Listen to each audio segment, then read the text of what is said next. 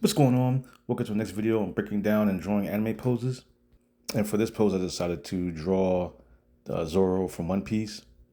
Now with this one, there's a lot of multiple different poses with Zoro in different poses, so I decided to kind of pick from some. So I chose to do a lot of the ones that he had from the manga. And so for this one, I chose this pose because you have a kind of the sword going in front of him and has like a little foreshorten on the bottom and then also a foreshorten on the right side of his arm. So as usual, I start out with the head, and I'm trying to find the shapes for drawing the chest and shoulders and things like that. So I'm making a circle, and I try to use a circle as a way to find the shapes to figure out where the big shapes are. So I'm always doing the head and the chest and the waist first, and then sometimes I might do the chest and then the two circles for the shoulders. You see me doing here for the left side, like one circle on the bottom, one circle going up, because since his arm on the right side is up a little bit because he has his arm holding the sword up.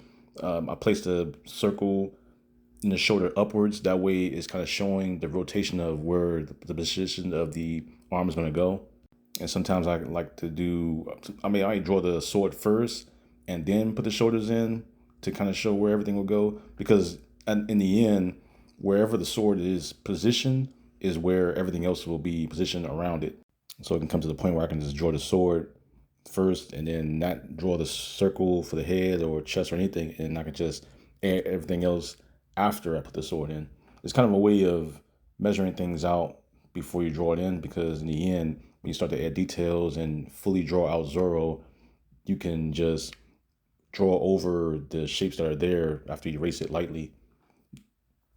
And typically it's just used, these shapes are just used for a reference to where to place everything, because even when you're drawing the final piece after placing all these shapes, sometimes you see how the circle where the shoulder is on the left side is further down. Maybe it's further up a little bit. So when you're doing details and drawing Zoro out fully, you may be adding details where his shoulders is up a little bit more. So all this is kind of a placement for before you put the final product into the picture. So right now I'm just erasing the sword, or like a little bit of the sword, kind of just erasing kind of like the shapes behind it, so my eyes aren't too confused when I'm drawing everything else. I'm adding in the hand. And there are multiple ways to add in the hand. I can add in the hand where I'm just placing in one big shape for the hand, or I can just put in the circles for the knuckles, and then later on adding the fingers. Because wherever the knuckles are placed on the sword, I kind of will know how to place the rest of the fingers when I'm adding the circles in.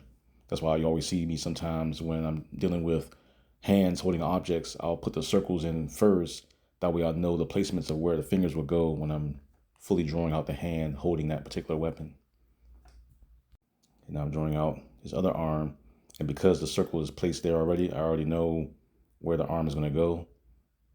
So you see me kind of drawing in that forearm, adding in the hand. After I add the hand, then I'll just start putting in the circles where knuckles are going to go. Like four circles, and then the other one would be hidden in the back. And it's always, the more you practice drawing these shapes for different poses, the easier it gets. And the easier it gets, you get to a point where you're drawing poses to where you won't need these shapes anymore. I mean, these shapes are only a guide. It'll come to a point now where you can just draw this out without using the shapes. Like typically when I draw this type of pose out, not using these shapes almost at all. I'll probably do like a quick gesture, but these shapes are more of a way for you to have your mind figure out and know how to position and place these things in a particular space when you're drawing these poses and figures. That's why, you always have the little drawing dummies, and they're always shaped in a certain way to where it's basically just, circles and cylinders and shapes. That way it's easy for you to figure out how to position everything, and you give your brain that kind of muscle memory to know where to place everything. You just draw the shapes out, or you can practice different ways. You can, draw circles in different positions, or cylinders, different positions, kind of a way to show how the shapes are positioned in different 3D space. That way, when you're drawing them and putting them together to create that figure, you know how to position it, especially when you're doing foreshortened poses.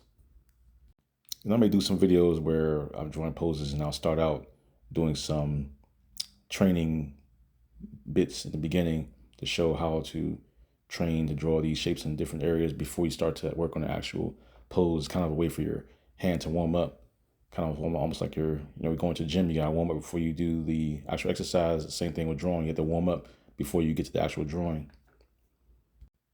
So right now I'm just darkening everything, adding in like a little part to the shield, the handle. I don't really have to add this, but I wanted to go a little more above and beyond, adding it in there. Sometimes when I'm drawing different poses, I like to add a little more details. That way, when I'm drawing the final product, I don't have to add in a lot to it or stress out too much to try to figure out where it is, what to put in, or because you're trying to do as much as you can to make the work go a little faster. So I'm just darkening everything up, adding in my usual cross hatching for the sheath of the sword, or more like the blade, because you have the sheath in the bottom. So then he has the black blade. I'm adding in the lines for the chest and neck,